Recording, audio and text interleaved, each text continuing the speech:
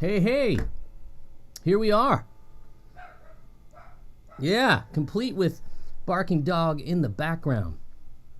All right, you guys are in here early. This is awesome. How's everybody doing? So good to be here. Look at that. We got my edge of breakup fella. Good to see you, brother. I should have wore your sweatshirt, but it's a little warm in here. Got people already saying they're gonna come back. Of course, Jason Carter jumping in. Excuse me, guys. Just got a little bit of a snack before I jumped on. So great to have y'all. Just going to double check my phone here to make sure everything is rolling as it should be. It appears it is. That's good to see. Again, I like to run an ad and make 3 cents for myself. Always fun. But in any case, great to be back. If you joined me on Eric Andreas's live stream yesterday, thanks so much for hanging out. It was great. We talked about all of the new stuff going on, particularly this new beginner blues soloing course, which was really interesting because I just had a conversation with an old student who jumped in to the course, and thanks BV for the sound check. BV Ninja back with us after all this time. How about that? Always great to have BV on my side and manning the ship for us. We'll talk about everything that he does so wonderfully as well. And so where was I? And that old student, he said, I jumped through the course and I was like, I know this. And then he got to a place where he was like, I don't play this stuff as slowly as I should. It doesn't sound the way I want it to. And he jumped in. So, and he's enjoying it thus far. And, it's already hit the bestseller list on udemy.com, which is really hard to do out of a gate. It usually takes like months and months and years. So I'm really thankful for everybody that's jumped into the course. But yeah, so BB says everything's sounding and looking good. That's great. I'm so glad because I haven't done this in a while. And when you jump into new software and new gear and all that stuff, which is always happening, you never know what's going to happen. Who else is joining us today? Of course, like I said, Jason Carter is jumping in. Ronnie, always good to have Ronnie. Michael is here. G. McC from Tokyo. Wow. What time is it in Tokyo? Is it tomorrow in Tokyo? Of course, Jim C. Long lost Jim C. Great to have you back. Christopher Granning, thank you for being here. And I don't know how to say your name, sir. Masij Pay. David Belcher. Sorry about the mispronunciation, but yeah, hey, great to have everybody. I didn't do a big email about me doing this. I just thought I'd jump on. Want to see how many people we got on. Currently, we got 15, 20 people or so. It's all good. But I was like, let's open this up and talk about the course. Any questions you guys want to talk about, anything at all, we're gonna mention. But one of the things, hey, Wildman Fishing's on here. Awesome. He was here yesterday on Eric's channel. Francisco from Portugal. Fantastic. I'm so glad you're enjoying the courses. Look at this. Helping Friday. Hey now, that's my not Artie. Geez, I just said his name from the Larry Sanders Show. Love that show. Jay Diamond from LA. 3 a.m. in Sydney. The Grumpy Vapor. I hope I can make you less grumpy today. Yeah. So if you got a course, great. Shout out. If you don't, and you have questions about a course that you might want to buy, whether it be the new beginner blues soloing or not, we'll talk about anything. And BB's firing off the $9.99 code or link for beginner lead soloing. And of course, the blues, the rhythm, the intermediate, and the beginner blues rhythm is also on sale.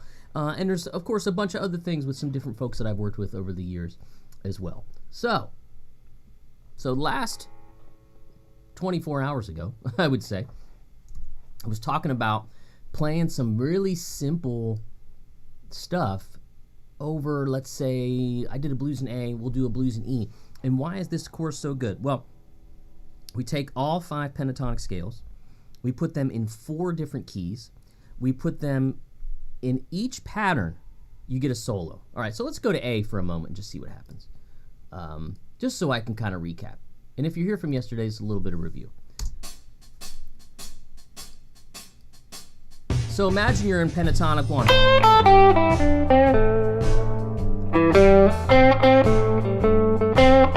A whole solo in one pattern.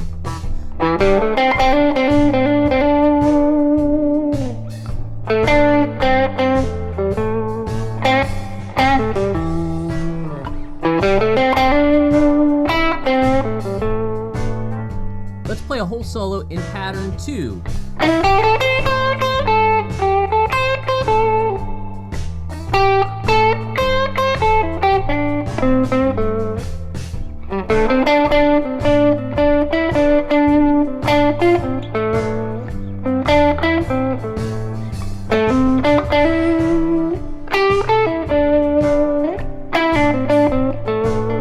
How about pattern 3?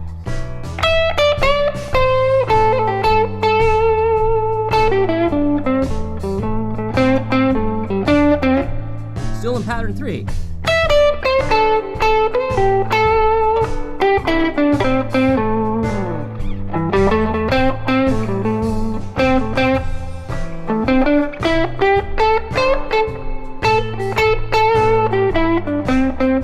Pattern 4.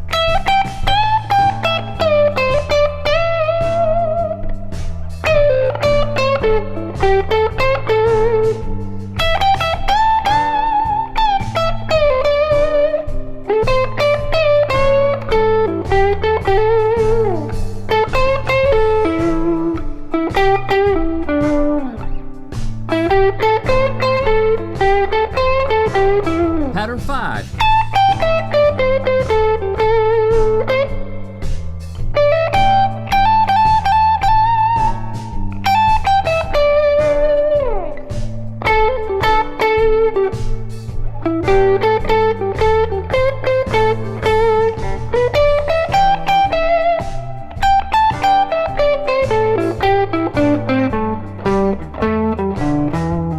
Then I mixed a few, but so that's like a preview of, you know, sort of beginner soloing. What I did there was I just played all minor pentatonic scales with little to no embellishment of blue notes, no modes, no major pentatonic, no dominant 7 arpeggios.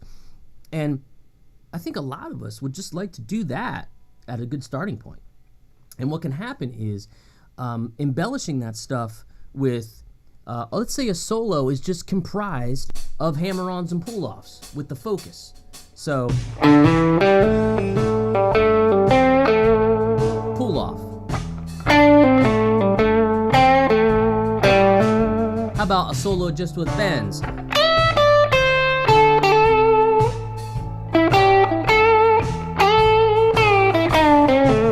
How about double stops?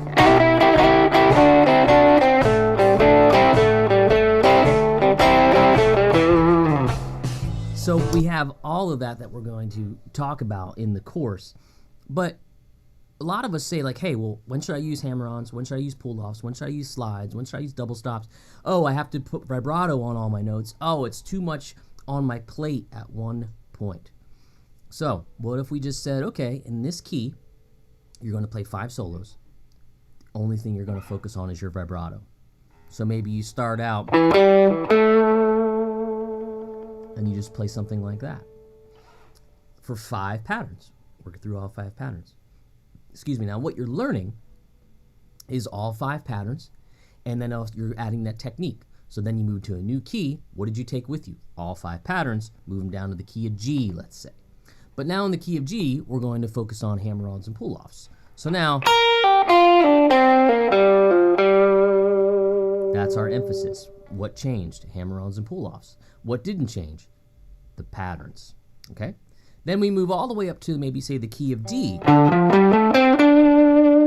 Now we have to incorporate some new stuff, maybe some bends. Why would we do bends here? Well, it's a little easier up higher.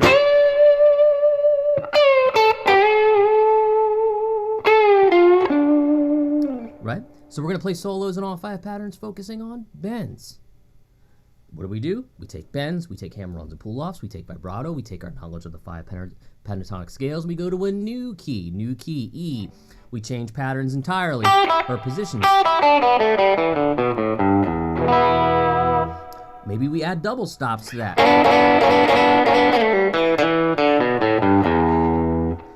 did you do? What did you do? Brought everything you learned on over. You see how I'm creating a pattern of doing that. All sticky stuff from my guitar hanger on there. That's the bad thing about guitar hangers. In any case, that's kind of how I like to teach, and I like to build. I said something to a friend once. I said, you can't build. It's funny, they're doing those stupid milk crate challenges. You can't build a house on milk crates, right? Because look what happens. You fall on your face, you know? So you can't build a house on milk crates. You can't build your guitar knowledge on milk crates. Now, one thing that we're not going to do in the course, we're not going to give you a bunch of licks, right? Because we want you to build the foundation. Where's that lick come from? Why would you use it? When would you use it? We're not even there yet. Because you can really dive deep and leave no stone unturned. That's why the course is 5 hours of material. And a lot of that is bona fide instruction. Long solos in every key, solos in every pattern. But I also did a section where we talk about guitars, we talk about amp settings, we talk about some pedal settings. And I did that in my first course with Brett Papa, Complete Blues Volume 1. And that was really good. But not everybody's in that. Beginners need to know the basics, so we did another one kind of similar. We talked about tube screamers, we talked about my Gladio pedal that I like, we talked about a slap echo, so a lot of similar stuff there, but not everybody's going to be in that course. So that's why it's long, because we wanted to really equip the beginner or even the late beginner with a lot of this stuff. So I didn't look at the comments one time, so hopefully I wasn't very distracted. But that being said, I want to say hello to those that have jumped in. Oh, it's good to see Jacqueline D. Thanks, Jason, for purchasing the course. Really, really appreciate it. Awesome to have you in it. And folks, you know, leave reviews, send me messages through the site saying I'm really loving it. For the next course, I'd love this, all that kind of stuff. Thanks, Roma. Appreciate you being here. Udo, thanks for being here. Appreciate Jay. It says, Jay Diamond says, I learn something new every time I watch you play. Often it's something simple that's right before my eyes. That is a huge compliment. I appreciate that. All right. Oh, Jacqueline, you're lovely with the comments. Thank you. Yeah, what was BB Ninja up to? He was handling all those other live streams, that's for sure. Oh, thanks, Jason. Hey, Ryan, good to have you here, Ryan O'Donnell. Let's see. Oh, Jim C's got a great question. I'd be curious to know how long it's taken me to learn and feel comfortable playing in all 5 pentatonic positions. Well, knowing them was not the hard part, and learning them was not the hard part. Implementing them was, which is, again, kind of why I created this methodology in the course. Was if somebody would have told me this a long time ago, I would have been probably a lot further. It's basically how to kind of get the most out of these patterns. So once I knew the patterns, I guess memorizing them didn't take me that long. Implementing them took a lot longer, for sure. Excuse me. But let's talk about a couple other quick things that aren't even in the course, practice-wise. If you're just doing pattern 1, let's turn that pedal off real quick.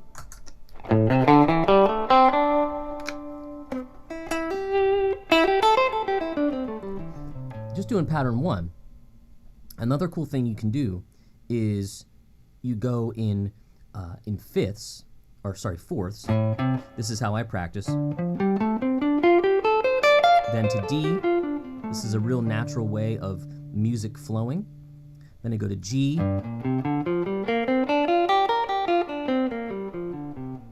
I go to C. F. B flat. E flat. A flat, D flat. I always say flat keys, played in horn bands. G flat or F sharp. B. E in either octave. then we're back to A.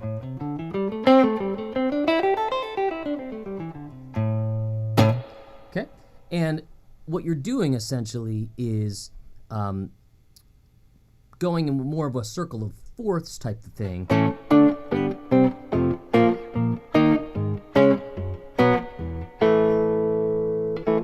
Which, if you kind of dig into theory a little bit more, is a lot of songs sort of are written in that capacity. Music flows that way in a classical sense very well. As a matter of fact, this one, I'm a huge Dunlop fan. I just got this. I buy books on Amazon all the time, and I just kind of leaf through them. I got this one called Mastering the Dominant 7 Chord. And what it's funny because in this, like, page 5, he says, what is a secondary dominant, right? So these are all things that I know are important but can be challenging, just like soloing. And I like to take information like that sounds, music schooly, and we'll break it down. I have stacks and stacks of books all over the house that are just little, I always talk about it. I take little tidbits. But I'm a huge Dunlop fan. I think he's one of the best teachers that we've ever had, next to maybe Ted Green.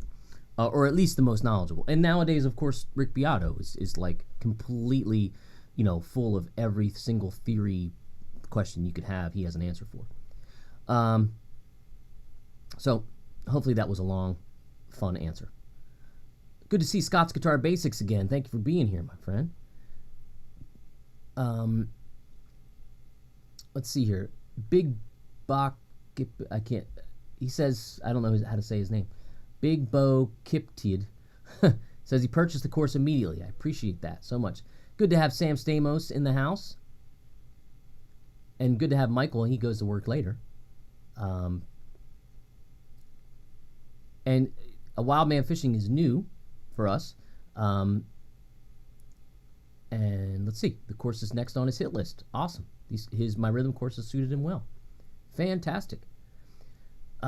Richard Cooper, how about some minor blues scale and some Dorian notes to throw in? That's definitely something we can talk about.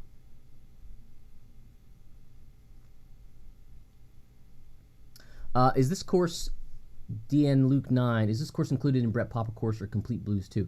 No, this is, if you have both of those, look, I'm going to be an honest salesman here and basically say that if you're doing the stuff in Blues Volume 1 and 2, Complete Blues, this is way, way simpler than that. This is for the person just getting started. But I've included a lot of pentatonic scale diagrams and some easy stuff and a lot of tracks to get you started. And for $10, maybe it'll work for you.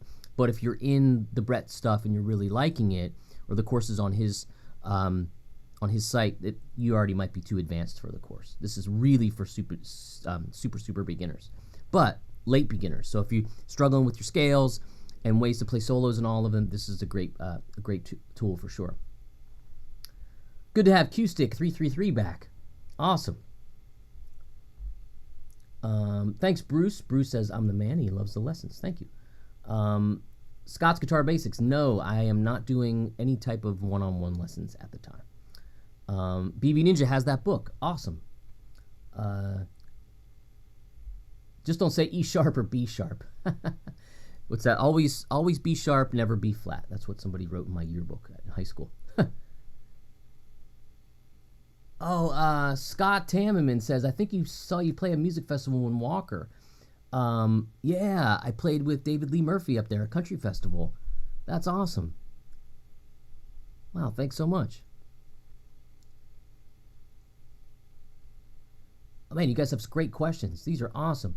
And BB's throwing up stuff like my website where you can find other courses and all that stuff. Let's talk about the fella. Oh, thanks, Simon. I missed you there. You bought a few of my courses and you just bought this one. Thank you so much. There was another fella, Cody from Kentucky, Danny from London. Oh, I hope this stuff's working out for you. Spider, good to have you back. Jerry Wilson digs the Novo. Oh, I missed a bunch of these. Cosby Online TV. I wonder what Cosby that is, but thanks. Appreciate you being here. Man, there was a question about Dorian which is a little off of the beginner thing, quite a bit, but that's okay. All right, but I wanted to talk about it. So let's say we have an A minor 7.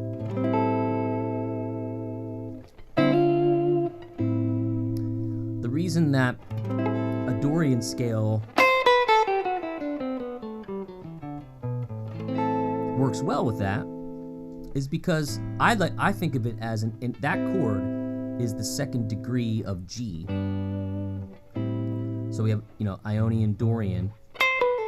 And if we played that chord, these notes work really well. A, B, C, D, E, F, G. A is the root, B is the 9, C is the flat 3rd, D is the 11th, E is the 5th. We say the 4th, I think of the 11th. Then we have an F here, which would be kind of this like raised, beautiful sound.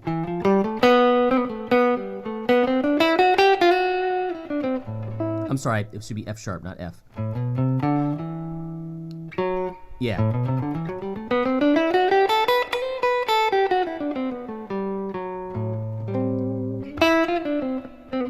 I'm thinking Aeolian at the same time. So you can get a lot of really great sounds.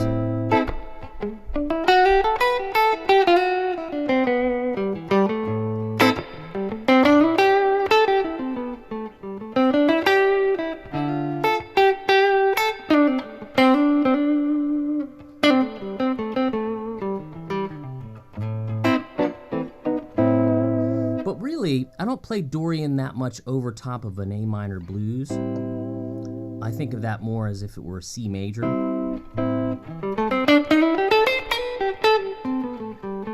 But if I'm playing an A minor vamp,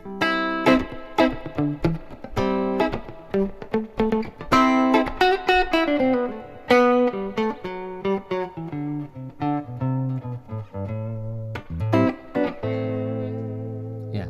So that's kind of my approach to Dorian. I only really play modally if it's a 1-chord thing. If it's changing like that, A minor, D minor, E7, I'll think more of the key of C, or I'll think about each chord independently, all that kind of stuff. But that's not beginner talk, so I don't want to confuse anybody. And I know BB was like, whoa, there's no F in the key of G. I know he called me out on it. All right, so try to go from where I left off. I know my scales, Danny says. Does this course help with phrasing? I snuck phrasing in there, and I'll tell you how I did it. Because let's say you have just a simple, I'll bring up my A7 blues again. Here's very basic phrasing for beginners. We're going to take just that phrase. Repeat that phrase.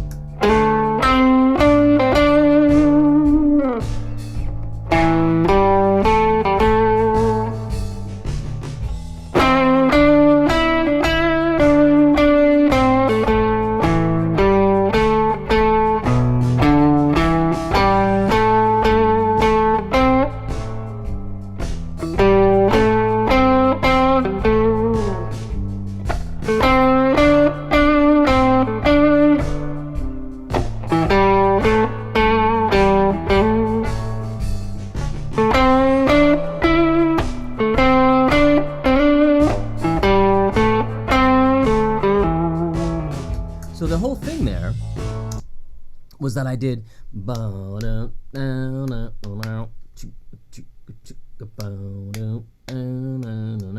to the 4 chord.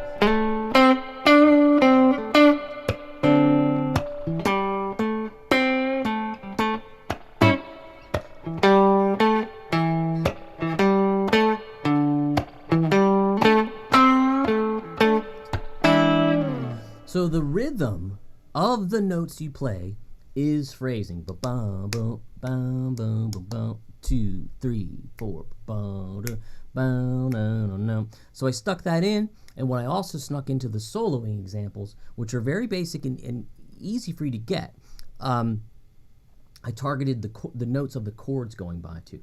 Not any fancy chord tones or any of that discussion, because sometimes beginners just need to play the roots, just need to find your way, and that's what we did.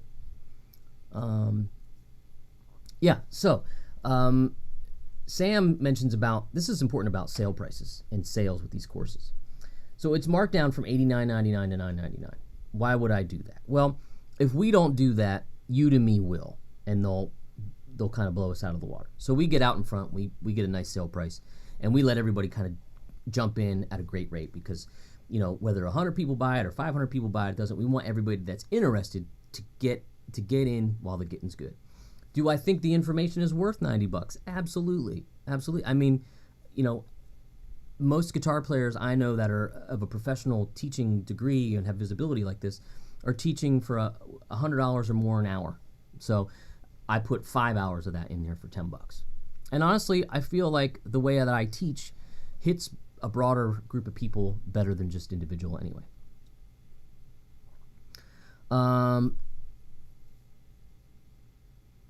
Will I be streaming more often? Jason, I wish I could. I would do it more if I could. Let's see. Cody says he's a self-taught guitarist and 3 years now playing in every day. He's really into the what and how, and I think you're going to take this YouTube by storm and be very successful. Well, thank you so much, man. I appreciate that. You know, remember when we were doing this about a year and a half ago, and I had 10,000 subscribers, 15,000 subscribers? I'm over 33,000 now. It's a hard thing to do in this day and age, because, look, you don't have to be living under a rock to know that social media of any variety is pretty flooded, and it's hard to gain some headway and some ground. But thanks to all of you folks, you've helped me do that, and every little bit does count. So if you got a friend that's interested, have them subscribe to the channel, or her subscribe to the channel, hit the like, thumbs up. You know, the more you like a video, the more that gets into the YouTube ecosystem, and then YouTube says, oh, okay, a lot of people like this. Let me show it to this person that's never heard of me, and the game just keeps going. You know, try to dispel any YouTube rumors I can. But because of being consistent and being here as much as I can, I put out videos almost every week. I probably won't do one tomorrow, because with the launch, it's been too busy. But there's going to be a heck of a lot more stuff coming down the line. But this will work for my lesson for the week. Brian asks, what kind of pickups are in the Novo? These are Lawler gold foils. Gold foil pickups are really fun because they're very low output. They're very similar to what you would have seen back in an old pawn shop guitar from like Sears and Roebuck or a Silvertone. Very low output. I read once what they were called refrigerator magnets. It's crazy. They sound great with fuzz.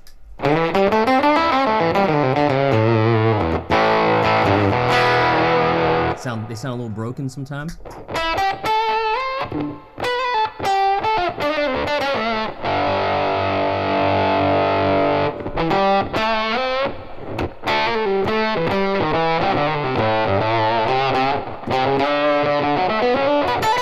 I always go for stuff I can't hit.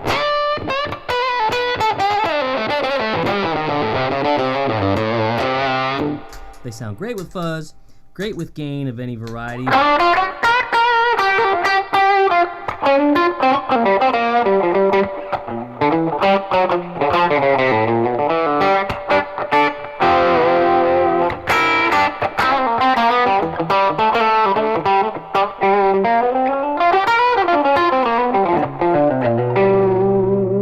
I really dig them.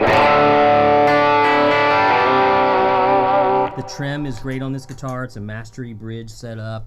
I'm really, really having fun with this guitar. Okay, Richard Cooper says, isn't it just a matter of adding the second and sixth into the blues scale? Well, you could, yeah. There's your sixth and there's your second, or 9. And BB's clearing all that up as well. Let's see here. Always something fresh perspectives from your playing and approach, man. Really appreciate you sharing your essential fretboard knowledge. Thanks, Jake. Appreciate that. Scott Tamminen, I followed a few of your lessons on TrueFire. Will this one be posted there as well? No. If I go to TrueFire and do something, then it will show up on their things. This is sort of me, my independent thing. I also work with folks like Eric Andreas at Your Guitar Sage and Brett Papa.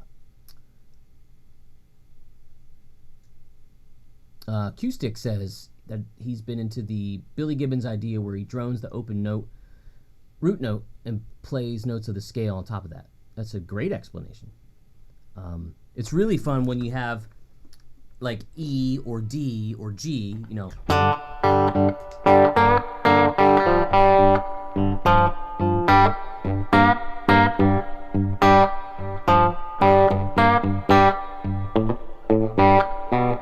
See.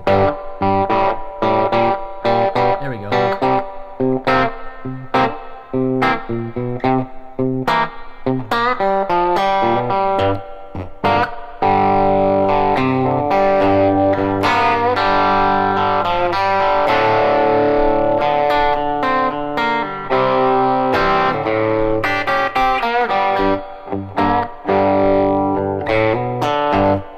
Whatever. That's really fun to do. Granted, you kind of know your ways around, but sometimes folks that are doing that are using an open tuning, so they're cheating. But it actually sounds a lot better.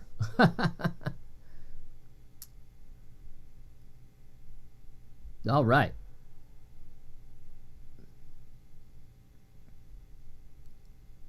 Yeah, Jim, these Novos are in a lot of places for sure. I love supporting people that are smaller companies and around me. And again, Dennis Fano is his company is like 15 minutes from my house. Thanks, Jason. Appreciate you saying it's worth a lot more than $10.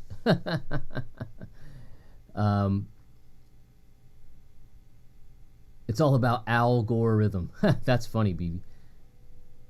It's kind of giving you an airline vibe. Well, I used to love the airline guitars, like when Mike Campbell would play. For instance, these guitars. Oh, let me embarrass myself here. Let me embarrass myself with a slide. Let's see if I have one. That one's big.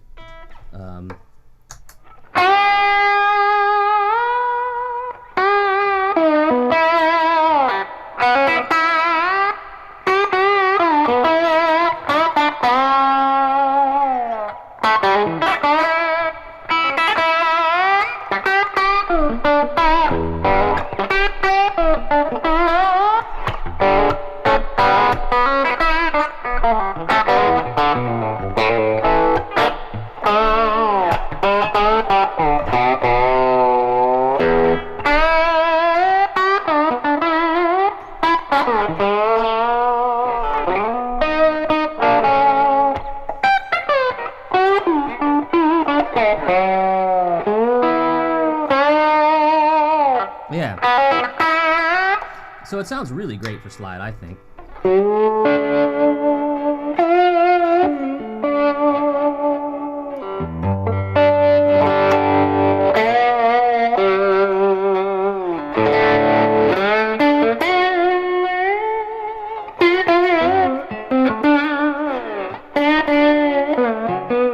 Yeah, it's cool.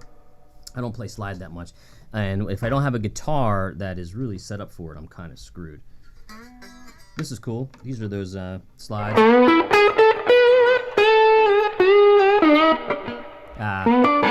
Playing that behind the slide stuff like those guys do. I like that. I should use it more.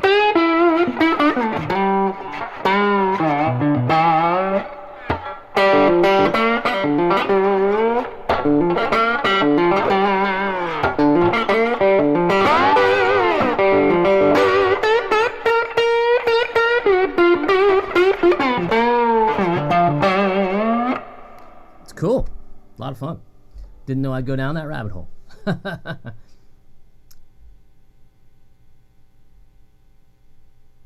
Oh, man, you guys are so kind.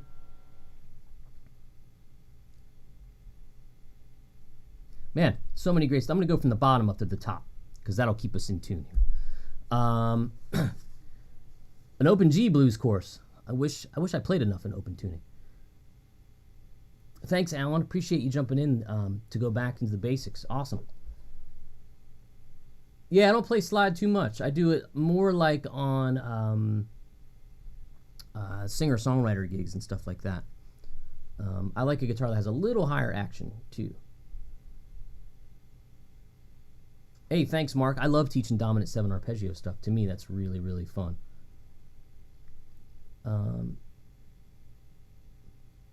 So Ryan says all of his staccato solo sounds super stabby. This is a really important thing. Ryan, I want to challenge you to practice your guitar and your scales unplugged in a place where you can still hear it. So if I turn my guitar all the way down, this has semi-hollow, so we'll hear it a little, which is nice. And you're playing those scales. You don't have to play hard here, but really hold the note out for the final beat, as long as that beat is, and get as much tone. Because a lot of times what happens is I'll turn back up. Folks kind of... If you're practicing your scale like that, which I call the telephone dial, your solos are going to sound like that.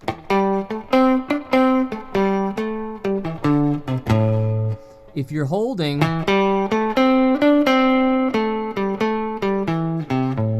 When they talk about the tones in your hands and all that kind of stuff, that's what it is. Otherwise, that's where you're at, right? Yeah. So hopefully that helps. Man, Jason is my cheer leader. Thanks, my friend. I'll come to Germany anytime, hang out with you. Oh, Susie's working on the acoustic sixth lesson. That was really fun. I took it from, I did that in a live stream once. But have you all seen Keith over at 5 Watt World? Well, I did a video for him, and I did a lot of sixths. Sixths is always tough to say. They used to laugh at us at True Fire when we would say sixth, because we have to do a million takes in the intro to get it right. JT Keel in the house. Thanks, my friend. Your slide skills are better than you give yourself credit for. I guess if I practiced it a little bit more, I might be better at it. Thanks, Mojo. Corey Cooter. That's funny. And this was one I wanted to get real quick, too. Francisco says a little insight into intervals and the feeling you get from it. Maybe a future YouTube video lesson on it. I guess it depends on what you're using intervals, the approach to intervals overall. When it comes to playing blues, I rarely think of intervals unless it's a flat 7. Well, that's not true. I'm thinking intervals when I play an arpeggio. I can play them.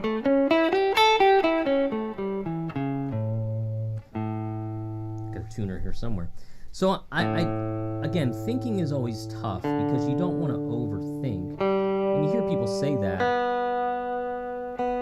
and it sounds like a fun, kind of catchphrase thing to say. But you get a sense when the band's going, and you play a third against it, what that sounds like. And also when you dissect melodies of songs, melodies so often start on the third. And you hear that, a lot of people say that, but whether it's a jazz tune from the old days or pop tunes, maybe you go,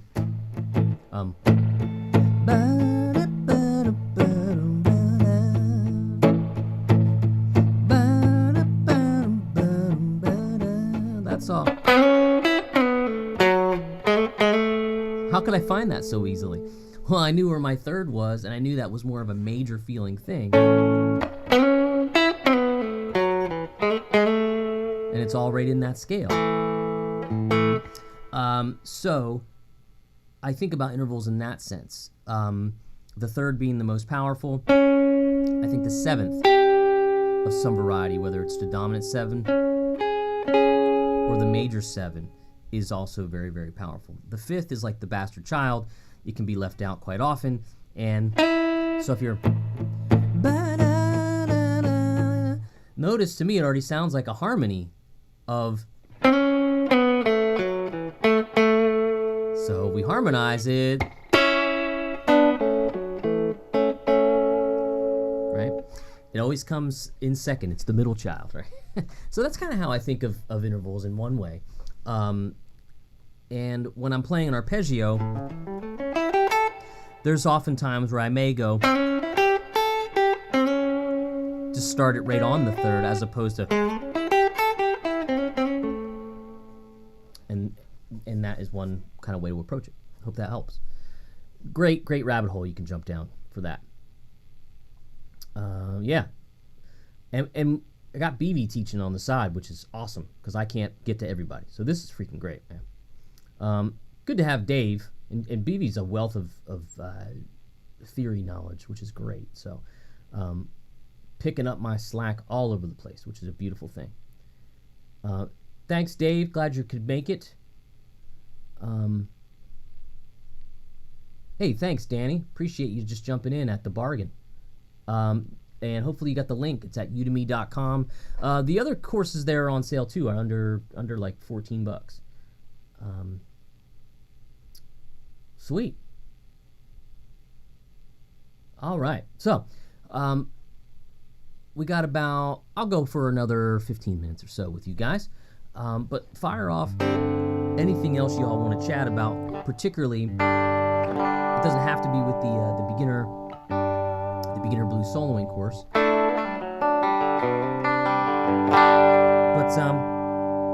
yeah, what I'm kind of into lately is I'm still really just trying to play as much fun rhythm guitar as possible. When I'm not doing a YouTube video, I'm usually writing course material.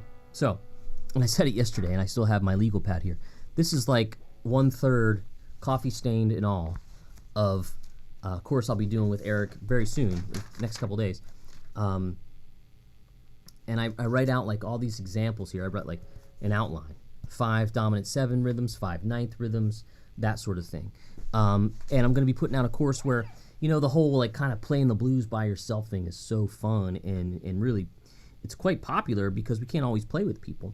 So if we can find, you know, a groove or something that takes everything we've learned in all my other rhythm courses and put it together, so we could go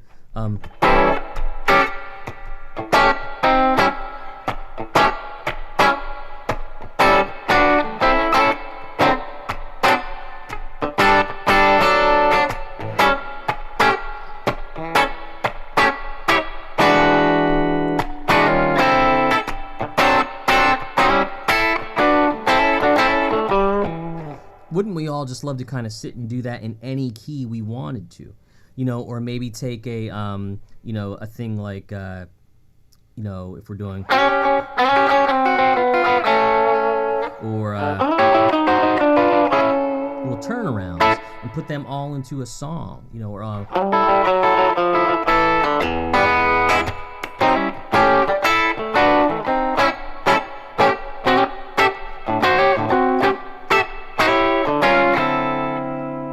so I'm coming up with 30 examples of things like that. Some shuffly 7th like that, some rock, some jazz, all that kind of stuff.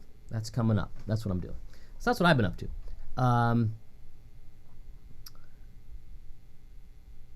Q-Stick says, when improvising live, how much is true off the cuff versus connecting worked out licks, etc.? It is worked out if I got hired to play something and the person that hired me required me to play what was on the record. In Nashville, over the years, that is something I was never good at but required to do, which really sucked because I had to get better at like learning other people's stuff. I could always imitate really well, but I can't say I loved it, you know, because, you know, I don't know what your line of work is, who's out there, but let's say you're, I don't know. Let's say you're a plumber. And somebody says, I got a problem with my sink or my toilet or whatever. And you go in and you open up the doors or whatever. And it's the worst plumbing job you've ever seen, right? You're like, I could have done this if you hired me first. Well, that happens in the studio world. Where you're like, I can't believe I got to play this solo. It's not like anything I would play.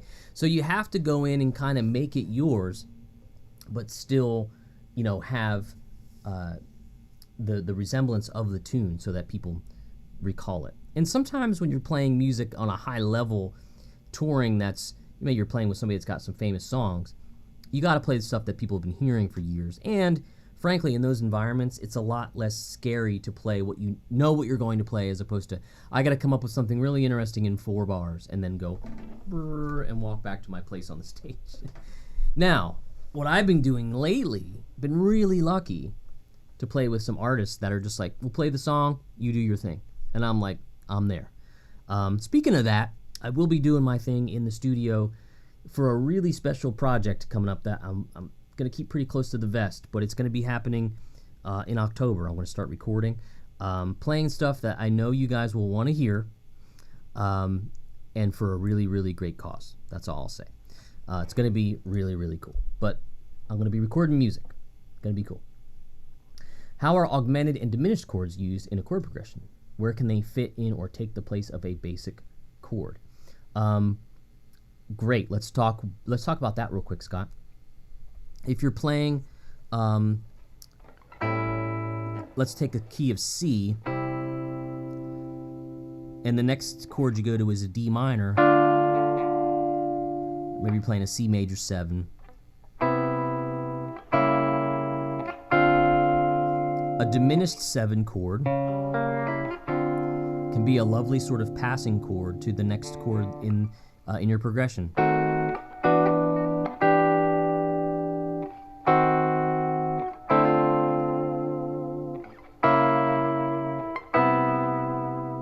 Pretty nice stuff. That's very basic. An augmented chord, I often think of it as a sharp 5 major chord. So you could do, or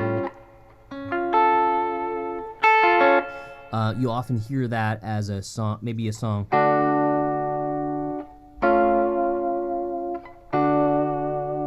Maybe like in the key of D. Well, let's do a different key. Let's do the key of A. Or let's go back to D. Well, we'll take the 1 chord, D, and we'll play the 5th of that as an augmented chord.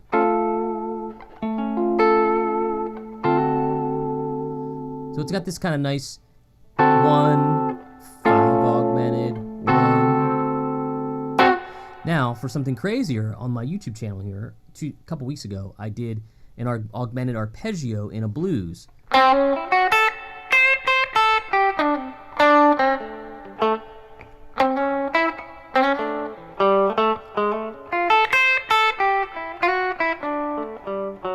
And it gets pretty wild sound. There's a whole theory as to why that works that we don't have enough time today to go into, but it's all there. So they're really great connecting chords and flavor because you're moving a note or two in connection to the next chord you're going to. Let's see here. Thanks, Jim. Appreciate that. Corey, you mentioned Ted Green earlier. How do you personally work with a book like Chord Chemistry? That's a great question. I find a chord progression, I haven't worked it in a while. I find a chord progression that I like, that's got a couple new that's got shapes I know, and 1 or 2 that I don't. So one of the, early in the book, he does a lot of 1, 3, 4, 5 progressions, which is like,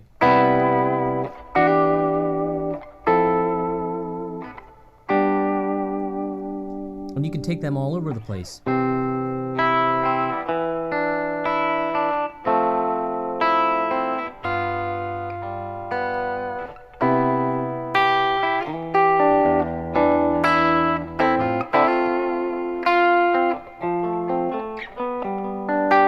So 1,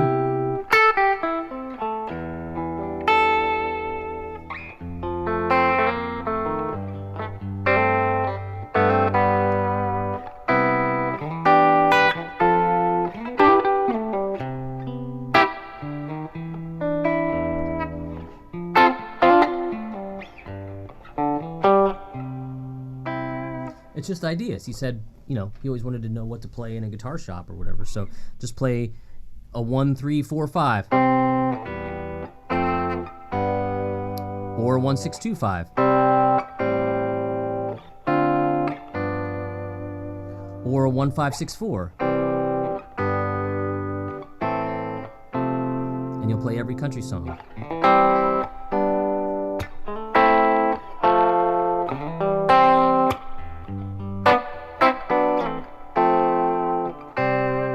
Then you can do all sort of colorful chords on that as well. I gotta get back to that book.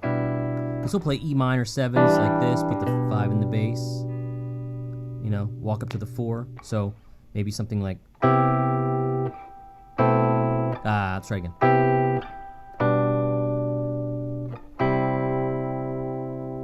Then maybe a G, let's see, let's try it one more time.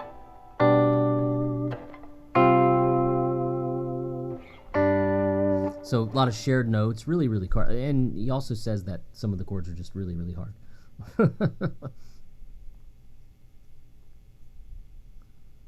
Oh, thanks, Bob. Appreciate you being here. Bob P is loving the course. Thanks, Jacqueline. Appreciate all the support.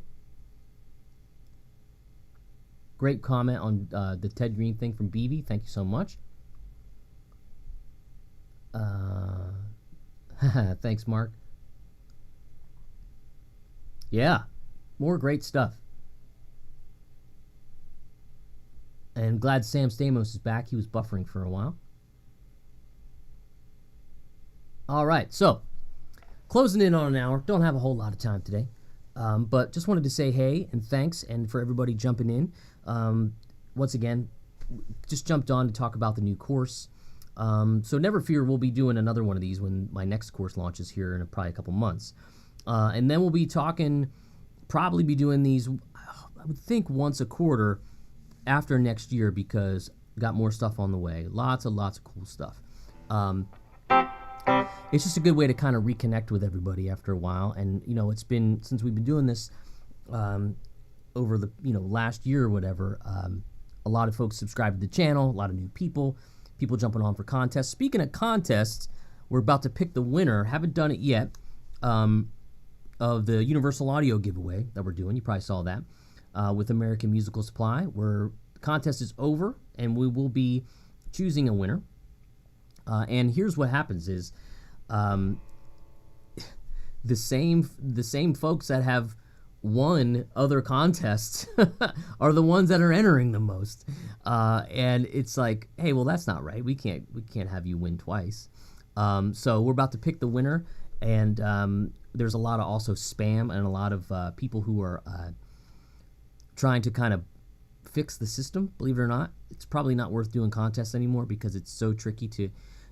There's bots that are doing it. It takes a while to really sort it all out. But we're gonna be figuring out the winner here in probably by the end of today, I would think. So yeah. Hey, thanks, Michael. Appreciate you being here. Thanks for all of your support. I see you all in here a lot. Doyle Allen loves the chord moves. Thanks so much, Doyle, for being here. Great thumbs up pick for you there. Jerry, will more advanced players benefit from this too? I don't know. It just depends on how your technique is and all that kind of stuff, how your knowledge of pentatonic scales. The thing about all of these courses, if you jump into them for $10, you can always get a refund. If you're not into it, there's a 30-day money-back guarantee. One time, somebody had a bunch of trouble, and we had trouble just getting them refunded, and it was like past the 30-day thing, and it was more of a they needed the money kind of thing. It was a financial thing, and we worked it out. So nobody will be strayed. Nobody will be left astray or led astray and left behind when it comes to that. Rhodey and Robert, thanks for going live. Good to have you here. Udemy is showing the course at $89.99. Well, hopefully not with that link, because Saturday at midnight the sale's over. But A Wild Man Fishing, you can feel free to email me and we'll work out the price if it's not working for you. Make sure you refresh your browser, all that kind of stuff. So yeah, we'll make sure it happens either way. Either way, we always have links to get them on sale at something. Not necessarily $9.99, but definitely a great deal nonetheless. All right, I think with that, hey, thanks, Hadrian. Great player, great teacher. I appreciate that so much. Well, I'm going to sign off, get some lunch, and go talk to the rest of you guys, privately when you email me and send me all kind of kind messages. So thanks so much for being here. Thanks to BB Ninja. Big shout out, because BB's back giving us all the knowledge, the links, the tips, and that sort of thing. So stay tuned. I'll be doing a live again probably in the next month or two when we have another course coming out, and we'll make it happen. All right, everybody. Thanks so much for the support. Just feel free to subscribe to the channel if you're haven't already. Hit the thumbs up on any video that you choose. Don't forget, all the videos, or most of them, on my YouTube channel here come with some sort of free asset, whether it's a tab or a track. So make sure you jump into all that too. All right, signing off. Thanks so much. See you all next time.